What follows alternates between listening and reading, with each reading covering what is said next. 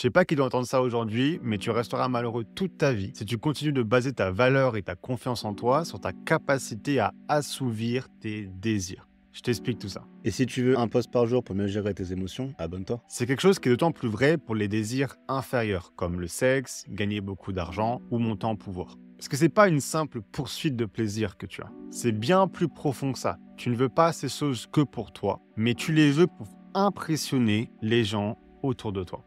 Parce que tu as besoin de leur avis pour te sentir validé. Et je vais pas être celui qui va te dire de t'en foutre de la vie des autres. La première partie de ta vie, au moins, dépendra en grande partie de ce que les autres pensent de toi.